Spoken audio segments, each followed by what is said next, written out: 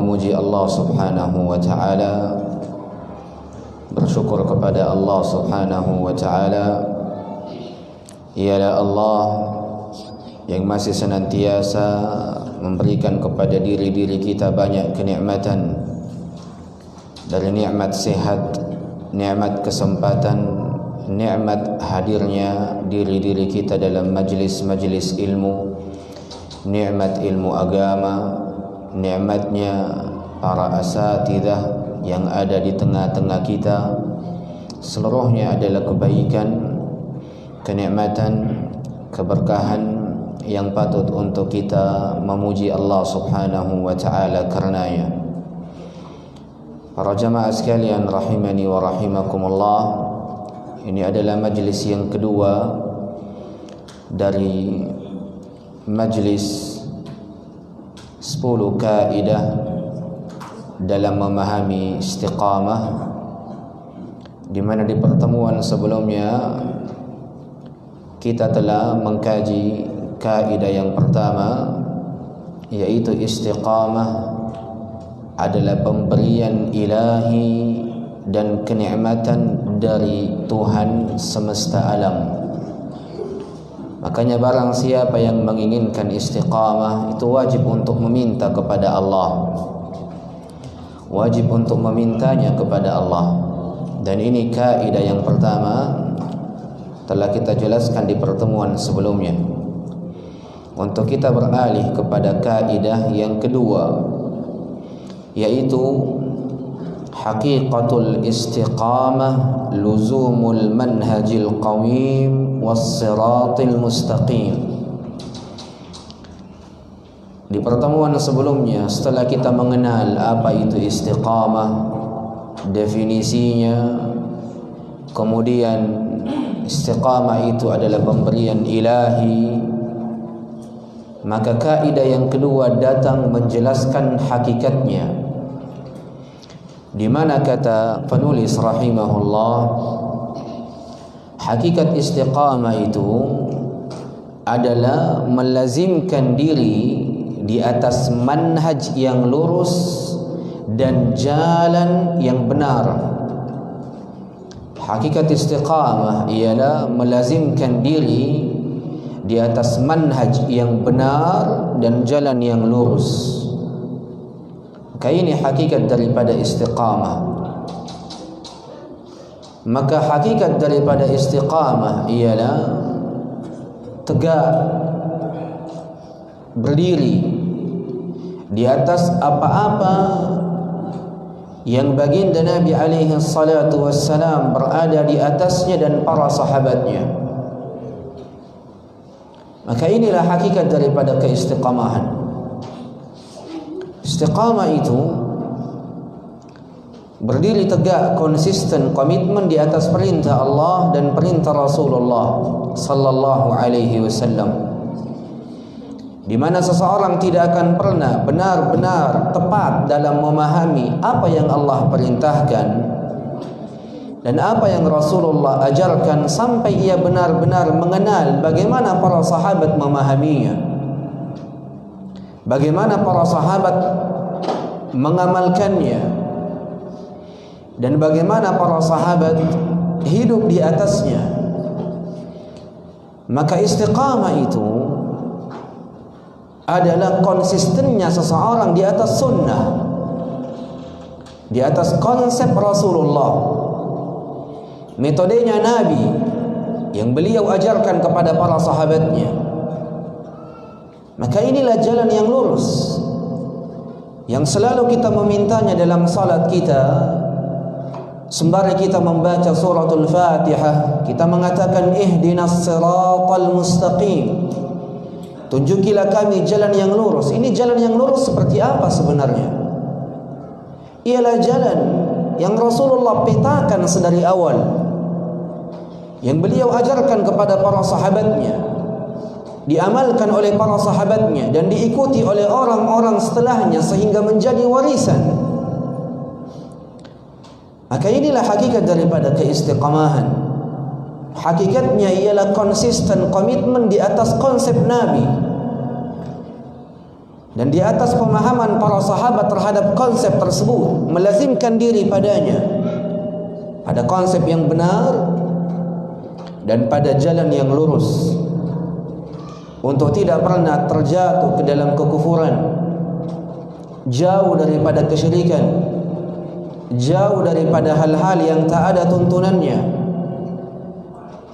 dan selalu benar-benar melihat Allah dan Rasulullah sebagai hukum dalam setiap kehidupannya, setiap amalannya, setiap pekerjaannya. Makanya Abu Bakar As-Siddiq radhiyallahu anhu ketika membaca firman Allah, innal ladzina qalu rabbuna Allah thumma istaqamu, sesungguhnya orang-orang yang mengatakan Tuhanku adalah Allah kemudian ia istiqamah, kata Abu Bakar As-Siddiq, orang yang istiqamah ialah orang-orang yang tidak pernah melakukan kesyirikan sedikit pun kepada Allah. Itu orang yang istiqamah menurut definisinya Abu Bakar As-Siddiq. Dan diriwayatkan dari Umar ibn al-Khattab, khalifah yang kedua dari khalifah Nabi alaihi salatu wassalam, tatkala beliau membaca ayat yang sama, innal ladzina qalu rabbuna Allah thumma istaqamu, sesungguhnya orang-orang yang mengatakan Tuhanku adalah Allah kemudian ia istiqamah di atasnya, kata Umar ibn al-Khattab, lam yurawwighu rawaghanis tha'alim, orang-orang yang istiqamah itu bukanlah orang-orang yang berjalan ke kanan dan ke kiri secara terus jalan, itulah jalan yang lurus. Ini ucapan daripada Umar ibn al-Khattab. Dan juga diriwayatkan oleh terjemahanil Quran Abdullah ibn Abbas radhiyallahu anhuma, ketika membaca ayat yang sama, Allah azza wa jalla berfirman, innal ladzina qalu rabbuna Allah thumma istaqamu, sungguh orang-orang yang mengatakan Tuhanku adalah Allah kemudian ia istiqamah, kata Abdullah ibn Abbas, al-istiqamah yang wajib untuk benar-benar kita ikuti, bahwasanya keistiqamahan itu konsistennya seseorang di atas sunnah. Dan maksud daripada sunnah bukanlah apa-apa yang ketika dikerjakan mendapatkan pahala dan apa-apa yang ketika ditinggalkan tidak masalah. Itu bukan sunnah namanya. Ini sunnah dari sisi fikih, bukan sunnah dari sisi syariat. Maka kata sunnah itu berbeda maknanya ketika kita inginkan dari syariat, dari fikih, dari hadis ataupun selainnya. Yang kita maksudkan dari sunnah di sini adalah definisinya dari sisi syariat, di mana sunnah ialah seluruh aspek agama, dari keyakinan, dari amalan, dari ibadah, akhlak, muamalah. Ini sunnah namanya. Konsisten di atas sunnah, komitmen di atas sunnah. Makanya Al-Imam Ibn Qudamah rahimahullah pernah mengatakan dengan ucapan yang layak ditulis dengan tinta emas. Kata Imam Ibn Qudamah, al-iqtisadu fi sunnah khairun min ijtihad fil bid'ah. Kata Imam Ibn Qudamah, biasa-biasa saja tapi tetap dan tepat di atas sunnah itu lebih baik daripada bersungguh-sungguh tapi melenceng dari sunnah. Biasa-biasa saja tapi di atas sunnah lebih baik, lebih mulia, lebih agung, lebih bijaksana daripada bersungguh-sungguh tapi menyelisihi sunnah. Bersungguh-sungguh padahal tidak ada tuntunannya, bersungguh-sungguh tapi di luar koridor syariat. Ini konsep Islam yang diajarkan oleh ulama salaf tentang hakikat keistiqamahan, untuk selalu tetap dan tepat di atas sunnah dari sisi keyakinan, amalan, ibadah, akhlak dan muamalah. Dan inilah yang selalu diajarkan oleh baginda Nabi alaihi salatu wassalam kepada para sahabatnya. sehingga terwariskan oleh para sahabat Nabi, kemudian dinukilkan lagi kepada orang-orang yang datang setelahnya. Makanya Abdullah ibn Mas'ud radhiyallahu anhu itu mengatakan, al-jama'ah man wafaqa al-haqqa wa in kana wahdah. Golongan yang selamat itu, kelompok yang selamat itu ialah siapa yang mencocoki kebenaran walaupun dia sendiri, siapa yang mencocoki sunnah walaupun dia sendiri. Karena kebenaran itu hendak diukur dengan banyaknya manusia yang mengamalkannya.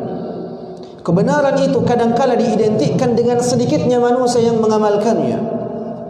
Terlebih ketika di akhir zaman kelak, kebodohan dianggap sebagai ilmu, orang yang jahil dianggap sebagai ulama, sesuatu yang tidak ada tuntunannya dianggap sebagai agama, dan yang agama dianggap sebagai yang bukan agama. Ini terjadi nanti di akhir zaman kelak. Entah kita berada di dalamnya saat ini ataukah kita belum sampai di akhir zaman itu. Yang terpenting Nabi alaihi salatu wassalam mengisyaratkannya. Kata Nabi alaihi salatu wassalam, badiru bil a'mali fitanan ka qita'il lailil muzlim. Percepat dalam beramal, bersegera dalam beramal, jangan tunda-tunda. Ketika ada kebaikan dan engkau mampu menjadi sebab kebaikan, segerakan, lakukan. Kata Nabi alaihi salatu wassalam, badiru bil a'mal, segera dalam beramal. Kenapa? Sebelum datang fitnah-fitnah yang akan melanda kalian, di mana fitnah itu diibaratkan sebagai sesuatu yang gelap gulita, sehingga manusia tak lagi mampu melihat kebenaran daripada kebatilan. Seluruhnya hitam kelam. Kata Nabi, ka qita'il lailil mudlim, seperti gelapnya malam yang sangat gulita. Kemudian kata Nabi alaihi salatu wassalam, di mana ada seseorang yang beriman di pagi harinya, di sore harinya telah menjadi kafir. Dan ada seseorang yang beriman di sore harinya, di pagi harinya telah menjadi kafir. Itu ada. Dan kita sedang menuju kepada hari-hari tersebut. Kita saat ini sedang menuju kepada hari tersebut. Sekitar 5 hari ke depan, 10 hari ke depan, kita akan dapati siapa yang beriman di malam harinya, atau siapa yang beriman di sore harinya, kemudian di pagi harinya telah menjadi kafir. Apa yang ia lakukan? Selamat Natal. Ucapan yang mengandung pengakuan bahawa Yesus adalah anaknya Allah. Sedang Allah Azza wa Jalla berfirman, lam yalid wa lam yulad. Allah tidak beranak dan tidak akan pernah memiliki anak. Atau Yesus adalah Tuhan itu sendiri. Sedang Allah Azza wa Jalla berfirman, qul huwallahu ahad. Katakan wahai Muhammad, tegaskan Allah itu Esa, satu, tidak ada duanya. Maka fitnah itu akan muncul sebentar lagi, sehingga diri-diri kita diuji dengannya, untuk mengetahui siapa di antara kita yang benar-benar mampu mengamalkan hakikat istiqamah, melazimkan diri di atas hakikat istiqamah, jauh daripada kesyirikan, jauh daripada kekufuran, jauh daripada hal-hal yang merusak akidah, merusak hati, merusak agama, merusak keyakinan.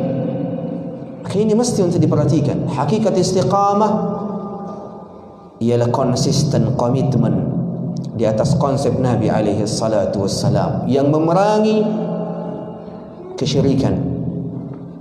Dan demi Allah, baginda Nabi alaihi salatu wassalam adalah orang yang paling lembut, paling hikmah, paling bijaksana, paling tahu bagaimana cara berdakwah dengan kelembutan. Tapi ketika urusannya adalah urusan kesyirikan, urusannya adalah urusan merusak akidah, urusannya adalah merusak keyakinan seorang muslim, kata Nabi alaihi salatu wassalam, la'anallahu al-yahuda wan nasara. Kata Nabi alaihi salatu wassalam, semoga Allah melaknat orang-orang Yahudi dan orang-orang Nasrani. La ilaha illallah. Laknat. diucapkan oleh baginda Nabi alaihi salatu wassalam, yang katanya orang yang paling lembut, yang katanya orang yang paling hikmah, orang yang paling bijaksana. Bagaimana mungkin Nabi menggunakan kata-kata yang keras ini? Karena permasalahannya permasalahan merusak akidah. Permasalahannya adalah permasalahan kesyirikan, kekufuran. Kata Nabi alaihi salatu wassalam, la'anallahu al-yahuda wan nasara ittakhadhu qubur anbiya'ihim masajid. Semoga Allah melaknat orang-orang Yahudi dan orang-orang Nasrani yang menjadikan kuburan-kuburan nabinya sebagai tempat ibadah bagi mereka. Syirik, kufur, merusak kepada akidah dan keyakinan seorang muslim, sehingga wajib ada ketegasan. Padahal Nabi alaihi salatu wassalam orang yang sangat jarang berdoa dengan laknat. Bahkan ketika baginda Nabi alaihi salatu wassalam dilempari bebatuan oleh orang-orang Taif, kemudian dilempari kotoran tatkala baginda Nabi alaihi salatu wassalam sedang sujud, sampai-sampai Jibril alaihi salam mendatangi Nabi alaihi salatu wassalam kemudian mengatakan, wahai Rasulullah, tidakkah engkau ingin aku balikkan keadaan mereka, di mana pegunungan akan menjadi di atas mereka sedang mereka berada di bawah pegunungan? Apa kata Nabi alaihi salatu wassalam bersamaan dengan kezaliman yang sangat dahsyat dihadapi oleh Nabi alaihi salatu wassalam? Kata Nabi alaihi salatu wassalam, sungguh mereka hanya belum tahu kebenaran. Orang yang paling lembut dalam dakwah, orang yang paling bijaksana, tapi ketika berkaitan dengan merusak akidah, berkaitan dengan kekufuran, kesyirikan, tidak ada lagi kebijaksanaan, tidak ada lagi sikap lemah lembut, harus ada ketegasan. Maka inilah hakikat daripada istiqamah para jemaah sekalian, yaitu melazimkan diri dengan konsep Nabi alaihi salatu wassalam yang diamalkan oleh para sahabat Nabi dan diwariskan oleh mereka kepada diri-diri kita. Jangan jauh daripada sunnah Nabi. Ketika ada tuntunannya, jangan ragu untuk mengamalkannya. Ketika tidak ada tuntunannya, jangan ragu untuk meninggalkannya. Itu konsep yang simple. Hanya saja yang mampu mengamalkannya orang-orang yang Allah Azza wa Jalla berikan taufik semata. Tidak semua orang mampu mengamalkan konsep ini, yaitu mencukupkan diri dengan sunnah dan menjauhkan diri dari hal-hal yang menyelisihi sunnah. Sesimpel itu orang beragama. Ketika agama tersebut berkaitan dengan ibadah, tanyakan apakah ada tuntunannya atau tidak, sehingga kita mengamalkannya. Kalau tidak ada, maka jangan berani-berani mengamalkannya. Biasa-biasa saja, tapi di atas sunnah lebih baik, lebih mulia. Tapi bersungguh-sungguh, tapi di atas penyimpangan, di atas hal-hal yang tidak ada tuntunannya. Dan ini ucapan yang disepakati oleh para ulama, diucapkan oleh Al-Imam Ibn Qudamah dan selainnya dari para salaf rahimahumullahu jami'a. Kemudian kaidah yang ketiga dari kaidah memahami istiqamah ialah aslul istiqamati istiqamatul qalb.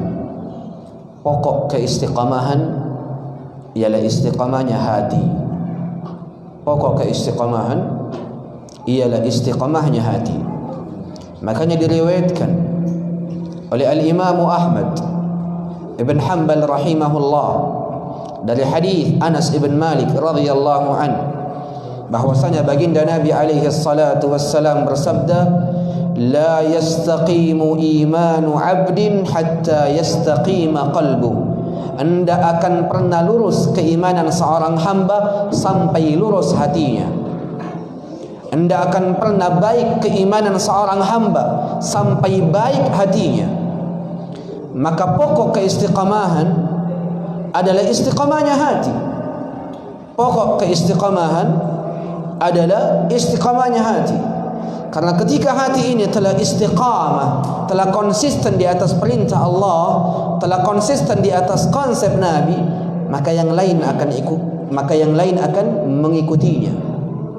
Dari kepala pandangan, tangan, kaki.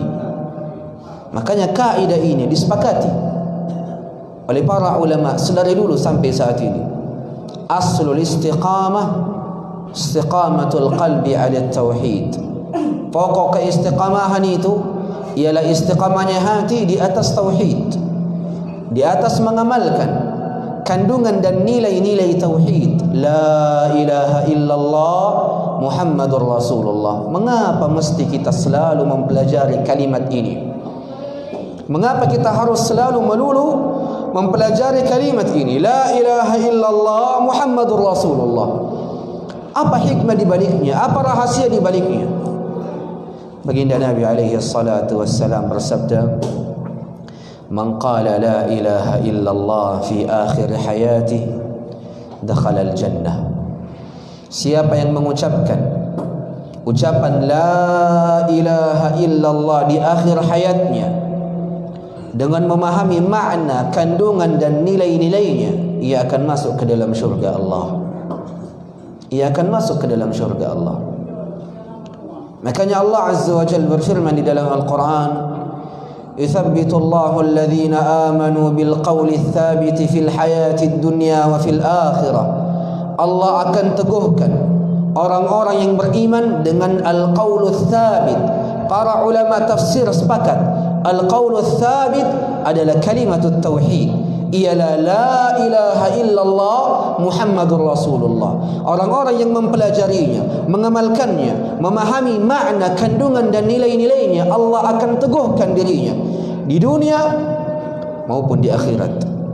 Maksud diteguhkan di dunia ialah diteguhkan dirinya untuk mengucapkan la ilaha illallah Muhammadur Rasulullah di akhir hayatnya ketika sakaratul maut mendatangi dirinya.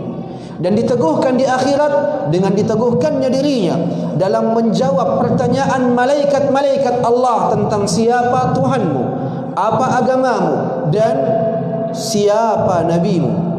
Kemudian akan diteguhkan di padang mahsyar, kemudian di mizan, timbangan yang dimana seorang hamba dan amalannya akan ditimbang di atasnya. Kemudian akan diteguhkan ketika ditampakkan catatan amalannya di hadapannya. Makanya kata Nabi alaihi salatu wassalam, "Man nuqishal hisab udzib." Siapa yang dipertanyakan hisabnya pasti akan diazab. Pasti akan diazab. Yani ketika catatan amalan kita telah diperlihatkan oleh Allah, kemudian Allah mengatakan, "Kenapa engkau melakukan ini? Kenapa engkau melakukan itu di hari ini, di hari itu?" Dipastikan orang yang kondisinya seperti ini, Allah mempertanyakan catatan amalannya, itu pasti akan diazab oleh Allah. Karena kata Nabi alaihi salatu wassalam, "Man nuqishal hisab udzib." Siapa yang diniqash, didebati tentang catatan amalannya, pasti akan diazab. Tapi jikalau hanya diperlihatkan saja tanpa ada pertanyaan-pertanyaan, maka dirinya dipastikan akan masuk ke dalam syurga Allah Azza wa Jalla. Kemudian akan diteguhkan ketika ia melewati as-sirat, jembatan yang lebih tipis daripada rambut dan lebih tajam daripada pedang. Ada yang melewatinya secepat kilat, ada yang melewatinya dengan kedipan mata, tapi ada juga yang melewatinya mesti merangkak sehingga seluruh tubuhnya berlumuran darah, dan ada yang melewatinya dalam keadaan ngesot sehingga dirinya terluka-luka. Yang sedikit lagi, sejengkal lagi sampai di ujungnya, ternyata Allah takdirkan dirinya jatuh ke dalam api neraka. Itu ada orang-orang seperti ini. Maka para jamaah sekalian rahimani wa rahimakumullah, pokok istiqamahnya hati. Hati ini patut untuk benar-benar dijaga. Jangan sampai karena perkara dunia hatimu rusak. Jangan sampai karena perkara materi yang sifatnya sementara hatimu menjadi rusak. Jangan sampai karena perkara-perkara kecil engkau mengorbankan perkara-perkara besarmu. Hatimu ternodai, hatimu berpenyakit, hatimu tidak suci, tidak bersih, selalu memiliki kotoran. Na'udzubillahi min dzalik. Hati ini wadah bagi Allah, yang Allah Azza wa Jalla akan letakkan keimanan di dalamnya ataukah meletakkan hukuman di dalamnya dari kemunafikan dan selainnya. Makanya para jamaah sekalian, tidak ada hal yang paling mampu menyucikan jiwa dan hati melebihi ikhlas. Melebihi ikhlas. Ikhlas ini obat yang sangat manjur bagi hati-hati yang berpenyakit. Ikhlaskan seluruhnya. Ikhlaskan seluruh hal-hal yang akan merusak hatimu, yang mengganggu hatimu, yang menodai hatimu. Ridai, buat dirimu ikhlas. Perginya orang-orang yang kau sayangi, sehingga hatimu tersakiti dan ternodai dengan ucapan-ucapan yang mungkin Allah Azza wa Jalla murkai dan tidak ridai. Ikhlaskan, buat dirimu ridha, karena kesabaran itu pada hantaman pertama. Makanya Nabi alaihi salatu wassalam bersabda, innamas sabru inda sadmatil ula. Kesabaran itu pada hantaman yang pertama.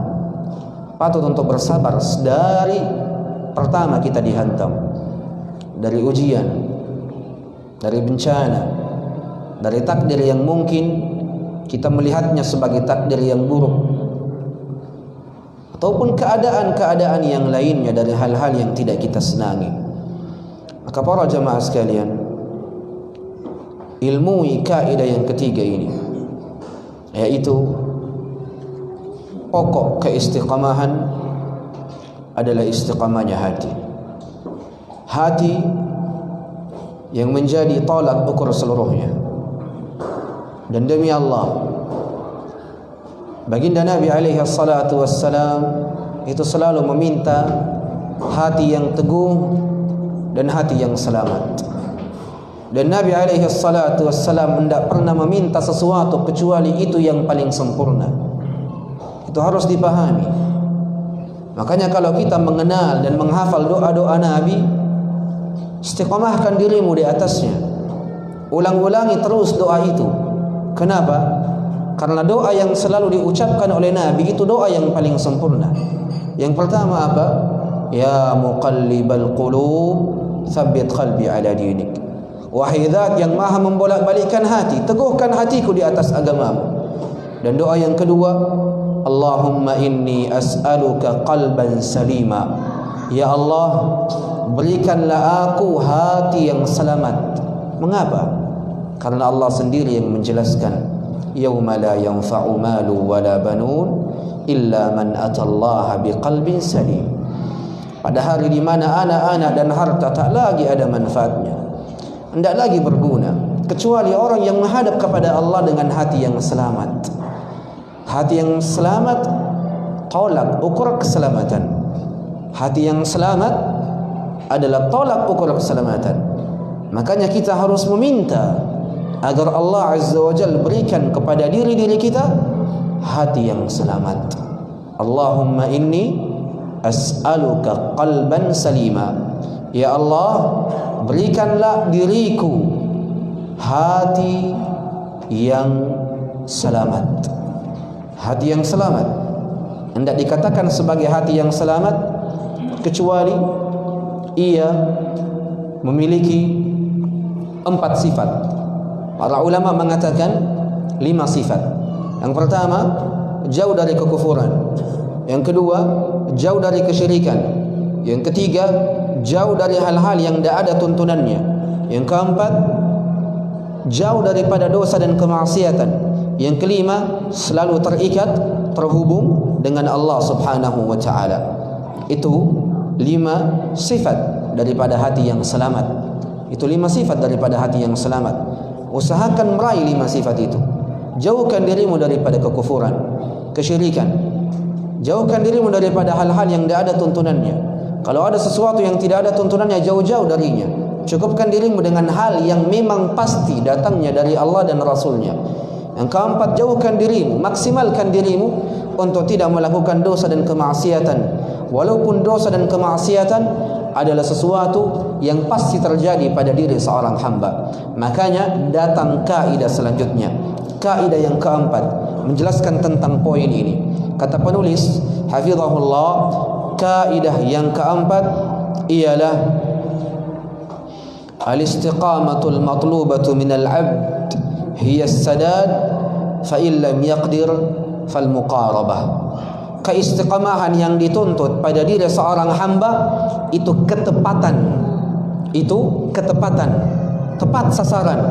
Kalau tidak mampu, setidaknya mendekati. Kalau tidak mampu, setidaknya mendekati. Yakni istiqamah yang dituntut oleh Allah Azza wa Jalla ialah konsistennya diri di atas seluruh perintah Allah, di atas seluruh ibadah, di atas seluruh perintah Rasulullah, seluruhnya, semuanya, tanpa ada yang diperkecualikan. Tapi kalau tidak bisa, setidaknya mendekati, setidaknya kebanyakan, setidaknya mendekati, atau setidaknya kebanyakan. Begitupun dengan jauhnya diri dari dosa. Keistiqamahan yang dituntut oleh Allah pada diri-diri kita, konsistennya diri, komitmennya diri untuk menjauhi segala perkara yang Allah larang, yang Allah murkai, yang Allah tidak cintai, seluruhnya, dan tak ada satupun yang diperkecualikan. Kalau tidak mampu, maka setidaknya kebanyakan darinya kita tinggalkan, mendekati ketepatan. Kalau tidak bisa tepat sasaran, tidak bisa sempurna, tidak bisa secara total, setidaknya 95%. Tidak bisa 90%, tidak bisa lagi 89%, semaksimal kita. Karena Allah sendiri yang mengatakan la yukallifullahu nafsan illa wus'aha. Karena memang ada di antara dosa-dosa, kadang-kadang diri ini sulit untuk meninggalkannya. Mungkin karena lingkungan, mungkin karena keluarga, mungkin karena istri, mungkin karena anak.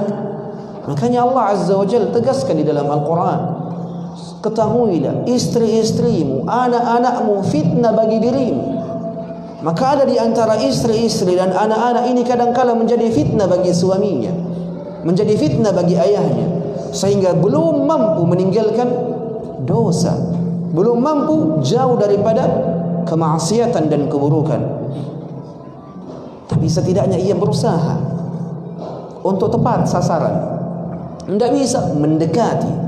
Kalau juga tidak bisa meninggalkan dosa itu padahal ia telah melakukannya semaksimal mungkin, seluruh upayanya telah ia kerahkan, tapi tetap dirinya terjatuh ke dalam dosa itu, kemudian ia kembali, terjatuh lagi, ia kembali, terjatuh lagi. Maka nasihat saya dan saran saya bagi orang yang kondisinya seperti ini, yakni kondisi orang yang tidak mampu meninggalkan dosa 100%. Setiap kali ia mau kembali, setiap kali itu juga ia terjatuh.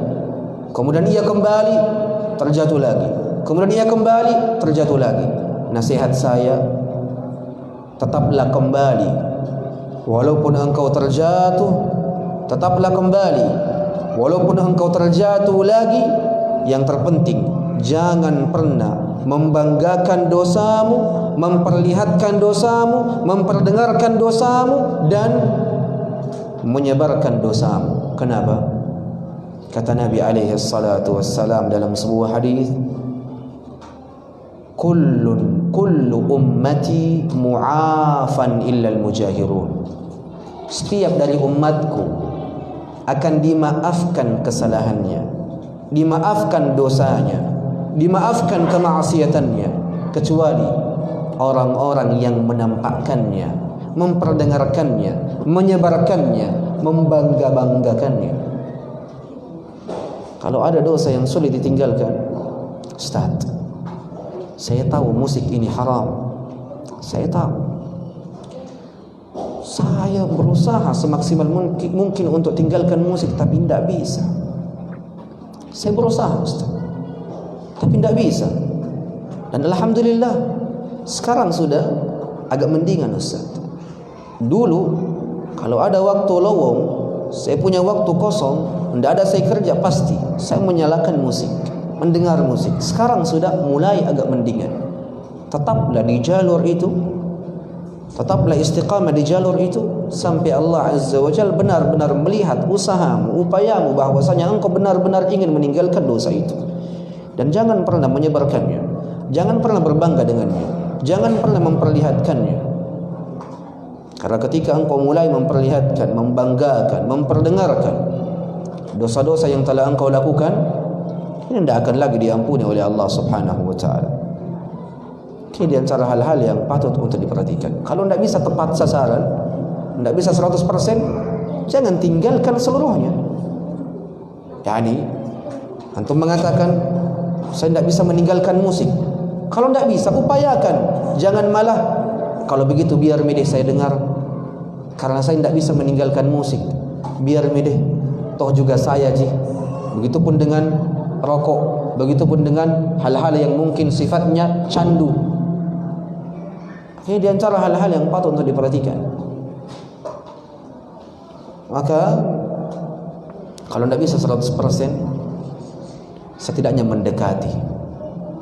Dan ini yang diucapkan oleh Nabi alaihi salatu wassalam, saddidu au qaribu wa abshiru.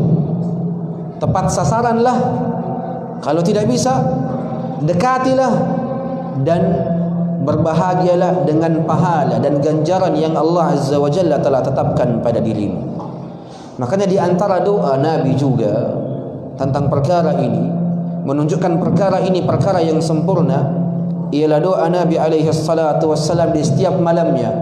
Allahumma hdini wa saddidni. Ya Allah, berikanlah aku hidayah dan buatlah diriku ini selalu tepat sasaran dalam setiap perintah dan perintah Rasulmu, dalam setiap perintahmu dan perintah Rasulmu.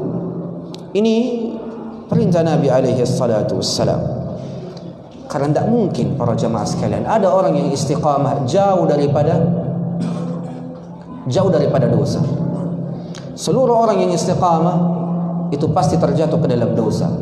Makanya Allah Azza wa Jalla berfirman di dalam Al-Quran, fastaqimu ilaihi wastaghfiru. Istiqamalah kalian kepada Allah dan beristighfarlah. Kenapa disuruh beristighfar? Karena tidak ada orang yang istiqamah tidak jatuh di dalam dosa. Maksud daripada orang yang istiqamah ialah komitmennya, konsistennya untuk tetap di atas perintah Allah.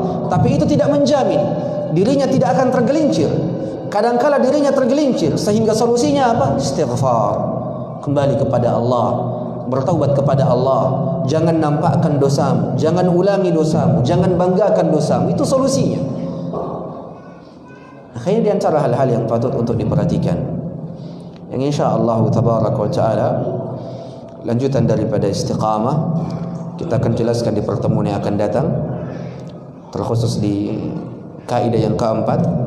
Kita akan lanjutkan poin dan detail-detailnya, kemudian beralih kepada kaidah yang kelima, karena waktu telah menunjukkan dekatnya waktu salat Isya. Semoga yang sedikit ini berkah untuk semuanya, bermanfaat untuk semuanya, untuk kita alihkan kepada sesi tanya jawab bagi para jamaah sekalian, baik seputar apa yang kita jelaskan ataupun di luar dari pembahasan kita, tidak menjadi masalah insya-Allah. Untuk kita berikan waktu kepada siapapun yang memiliki pertanyaan, falyatafaddal mashkuran ma'jura. Kita persilahkan dengan hormat. Nah, tafadhal. Sami'tu qulta alifan idza sudah ajal yawm al-qiyamah sayu'adzab. Kaif ma'na hadith la tazulu qadam abdi yawm al-qiyamah hatta yus'al. Nah. Baik. Beliau mengatakan, tadi kita katakan man nuqishal hisabu udzib. Siapa yang didebati hisabnya, catatan amalannya, pasti akan diazab oleh Allah. Bagaimana dengan hadis baginda Nabi alaihi salatu wassalam, lan tazula qadama 'abdin hatta yus'ala an arba. Tidak akan berpindah kaki seorang hamba sampai dirinya ditanya. Maksud dari sampai dirinya ditanya di sini bukan ketika diperlihatkan catatan amalan kebaikannya, bukan diperlihatkan catatan amalan kebaikannya, tapi sebelumnya itu seseorang akan ditanya, apa yang engkau lakukan dengan umurmu, apa yang engkau lakukan dengan hartamu, kemana engkau infakkan, dari mana engkau dapatkan, apa yang engkau lakukan dengan tubuhmu. Maka sebelum hisab dimulai, itu akan ditanya seorang hamba tentangnya. Makanya insya Allah di pertemuan yang akan datang di Masjid Agung, di pertemuan selanjutnya, itu kita akan jelaskan detail-detail perjalanan seorang hamba sedari dibangkitkannya seorang hamba dari alam kuburnya sampai ia masuk ke dalam surga atau neraka. Itu ada poin-poinnya, kejadian-kejadiannya, dari satu kejadian kepada kejadian yang lain. Itu kita akan bahas secara detail. Sekarang pertanyaan ini, la hatta yus'ala an arba', sampai dirinya ditanya pada 4 perkara ini. Kapan ditanyakan? Apakah ketika diperlihatkan catatan amalannya, ketika dihisab, ataukah kapan? Itu pun detail-detailnya akan datang insyaallah. Semoga Allah Azza wa Jalla memberikan taufik pada semuanya. Wallahu a'lam. Ada yang lain? Tidak ada? Saya bertanya, Pai. Saya kira fadhal. Yang saya mau tanyakan Ustaz begini, biasa kalau perkara ibadah kan tidak bisa ditolak. Contohnya kita berdiri di saf kedua itu di surga depan tidak mau. Ya, saya mau tanyakan itu bagaimana kalau kita ditawari jadi imam atau ceramah, kalau kita tidak mau bagaimana? Yang kedua Ustaz begini, saya pernah alami ini baju saya itu terbalik. Bagaimana kalau sudah salah baru ingat apakah salahnya satu bagaimana?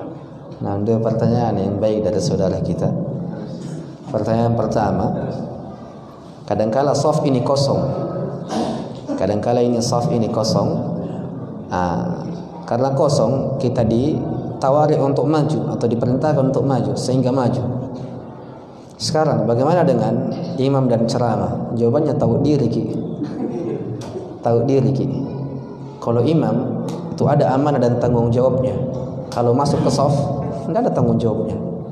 Maka seluruh hal yang memiliki sifat dan tanggung jawab serta amanah, itu seseorang harus tahu diri, harus melihat kadar dirinya. Kalau amalan itu tidak ada sifat tanggung jawab dan amanahnya, silakan langsung. Sekarang shaf, maju Ki. Ada sifat tanggung jawab dan amanahnya? Tidak ada. Maka masuk langsung. Jangan memberikan orang kesempatan untuk masuk.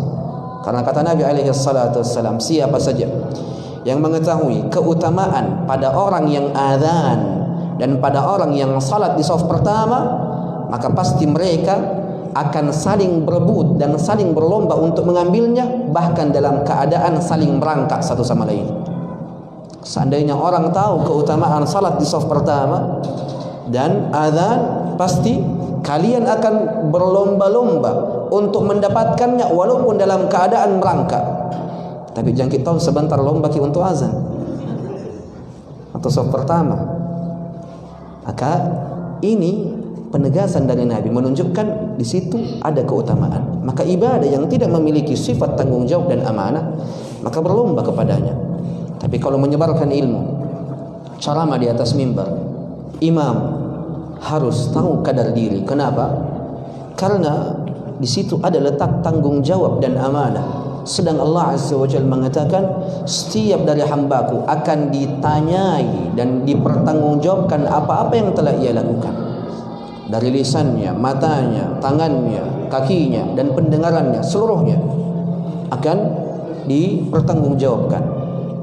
Tapi ketika memang tidak ada sama sekali orang yang mampu untuk ceramah, dan engkau adalah orang yang pernah ceramah atau pernah imam, bahkan engkau menilai dirimu adalah orang yang paling baik untuk imam daripada selainnya, maka ambil kesempatan itu. Ketika memang engkau adalah orang yang paling baik dalam makhraj huruf, dari sisi hafalan, dari sisi baiknya bacaan, dari sisi khusyuk, dari sisi fikih salat, tidak ada lagi orang selain daripada dirimu, karena mungkin seluruhnya sudah tua-tua sekali dan orang-orang yang tidak sempat belajar agama dan selainnya kecuali dirimu, maka pada saat ini engkau dituntut untuk mengambilnya. Bahkan kata para ulama, pada saat ini hukumnya menjadi wajib. Karena ketika engkau berikan kepada orang yang tidak lebih layak dari dirimu, maka pada saat ini engkau terjatuh ke dalam kezaliman. Maka itu dilihat dari segala sisi. Nah, ini ada tanggung jawabnya, ada amanahnya. Tahu diri, lihat kadar diri. Kalau ternyata engkau telah melihat kadar dirimu dan kadar dirimu lebih baik daripada selainnya, dan orang lain tidak lebih baik daripada dirimu, saat ini hukumnya wajib bagi dirimu untuk maju. Wajib bagi dirimu untuk maju. Sama halnya ceramah, khutbah Jumat, Anda datang khatibnya, kemudian bertepatan kita yang berada di saf pertama dan pakai jubah sorok bantomi. Bismillah. Kalau memang engkau adalah orang yang pernah untuk mengisi, dan usahakan ceramahmu pada apa yang engkau ketahui, pada apa yang engkau kuasai. Jangan berbicara tentang sesuatu yang tidak pernah engkau kuasai dan tidak pernah engkau pelajari. Karena ketahuilah, berbicara tentang agama Allah pada perkara-perkara yang tidak engkau ilmui, dosanya lebih besar daripada dosa zina. Berbicara tentang agama Allah sedang engkau meleset daripada kebenaran karena kejahilanmu, dan karena engkau sengaja terkait hal tersebut, ini dosanya lebih besar daripada dosa zina. Maka wajib untuk dipahami. Semoga Allah Azza wa Jalla memberikan taufik pada semuanya. Terkait pertanyaan yang kedua, beliau pernah salat, bajunya tak balik. Apa salatnya sah? Syarat dari syarat-syarat sahnya salat itu bukan baju hendak tak balik. Syarat dari syarat-syarat sahnya salat adalah menutup aurat. Jadi kalau aurat tertutup, mau bajunya tak balik atau tidak, insyaallah salatnya sah. Insyaallah salatnya sah dan tidak menjadi masalah. Semoga Allah memberikan taufik pada semua. Wallahu a'lam. Ada yang lain? Nah, ada pertanyaan? Biasa ditunjuk-tunjuk, baru mau bertanya. Malu-malu semua. Tidak ada? Kalau tidak saya tutup. Tidak ada lagi bertanya selepas sholat. Tidak ada yang bertanya pas nanti di motor. Tidak ada yang bertanya lagi setelah ini, kecuali di majlis. Antum, punya pertanyaan? Cari imam nih.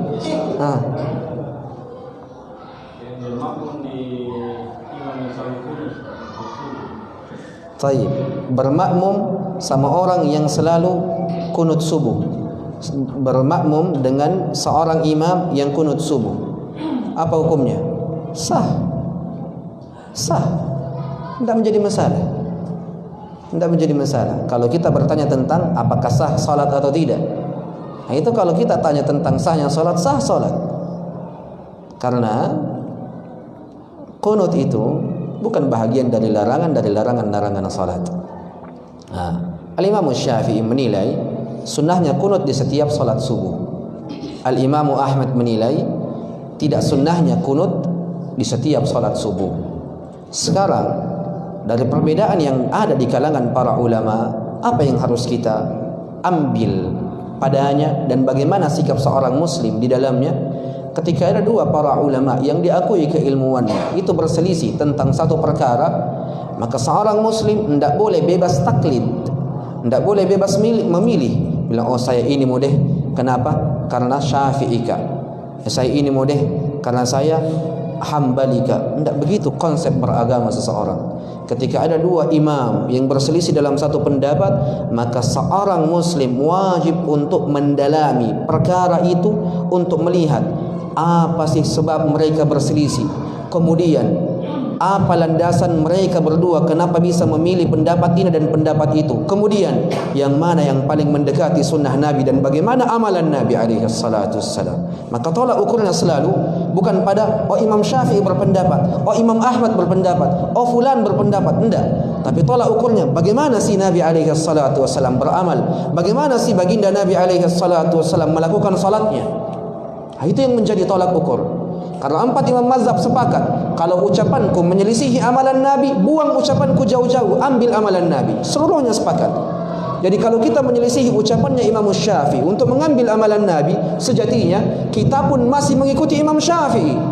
Karena Imam Syafi'i mengatakan kalau ucapanku menyelisihi amalannya Nabi, sunnahnya Nabi, buang perkataanku, ambil amalan Nabi alaihi salatu wassalam. Saya secara khusus pernah membahas hal ini panjang lebar dengan salah seorang penuntut ilmu juga di negeri Mesir. Bahkan saya membuat sebuah makalah kecil sekitar 20 halaman hanya membahas tentang perkara ini, tentang hukum kunut di setiap salat subuh. Kunut itu disyariatkan. Kunut itu disyariatkan ketika turun musibah, turun bencana, atau atas perintah pemimpin dari pemimpin kaum muslimin. Contoh kasusnya, turun perintah kemarin dari Presiden Pak Prabowo hafizahullah bahwasanya wajib untuk kunut atau wajib untuk salat gaib pada saudara-saudara kita yang terdampak bencana di Sumatera. Salat gaib dan kunut ini dua hal yang boleh dilakukan ketika ada perintahnya dari pemimpin kaum muslimin, atau disyariatkan dalam bencana, atau disyariatkan dalam mendoakan orang-orang kafir. Itu kunut disunnahkan. Tapi kunut yang disunnahkan ini namanya kunut nazilah, hendak hanya dilakukan di subuh hari, tapi dilakukan di subuh, zuhur, asar, maghrib, isya. Sekarang muncul pertanyaan, bagaimana dengan kunut subuh yang dilakukan secara terus-menerus? Apakah memang ada syariatnya? Apakah memang ada pendapatnya di kalangan para ulama? Kalau pendapatnya ada, itu pendapatnya Imam Syafi'i. Tapi kalau syariatnya dan bagaimana Nabi SAW melakukannya, itu hendak kunut di setiap subuh. Karena Al-Imam Ahmad memiliki dalil yang sangat kuat, dan Al-Imam Ahmad adalah orang yang datang belakangan dari Al-Imam Syafi'i, sehingga hadis-hadis lebih banyak terkumpul di zaman beliau. Yang mungkin seandainya hadis ini didapatkan oleh Al-Imam Syafi'i, saya yakin 100% Al-Imam Syafi'i akan mengatakan kunut subuh hendak dianjurkan dalam keadaan setiap hari. Seandainya Al-Imam Syafi'i mendapatkan riwayat ini. Karena Al-Imam Syafi'i zamannya buku-buku hadis belum dikumpul, riwayat-riwayat belum dikumpulkan dalam buku. Kapan dikumpulkan? Zamannya Al-Imam Ahmad. Makanya sempurna buku-buku hadis dalam zamannya Al-Imam Ahmad. Sempurna riwayat-riwayat. Kata Imam Ahmad meriwayatkan sebuah hadis dari seorang tabi'in. Kata seorang tabi'in ini, saya salat di belakang Abu Bakar, di belakang Umar, di belakang Uthman. Saya tidak pernah mendapati mereka kunut di salat subuhnya. Dan ada riwayat dari salah seorang sahabat, kata sahabat ini, saya pernah salat dan sering salat di belakang Nabi, belakang Abu Bakar, belakang Umar, belakang Uthman. Saya tidak pernah mendapati dirinya kunut di setiap subuh. Riwayat ini sangat kuat, yang seandainya riwayat ini didapatkan oleh Al-Imam Syafi'i, saya yakin Imam Syafi'i akan mengatakan kunut hendak disyariatkan di setiap subuh. Tapi kalau sekali-sekali, maka itu tidak menjadi masalah, karena kunut di dalamnya ada doa dan itu kebaikan. Tapi kalau dirutinkan di setiap saat, maka ini tentunya butuh pendalilan, dan pendalilan yang ada itu menyelisihinya. Pendalilan yang ada itu menyelisihinya, yaitu hendak kunut di setiap subuh. Semoga Allah Azza wa Jalla memberikan taufik pada semuanya. Tapi kalau imam atau makmum di belakang orang yang berkunut, sah dan tidak menjadi masalah salatnya. Semoga Allah Azza wa Jalla memberikan taufik pada semuanya. Sudah. Subhanakallahumma bihamdik, asyhadu an la ilaha illa anta, astaghfiruka wa atubu ilaik. Assalamualaikum warahmatullahi wabarakatuh.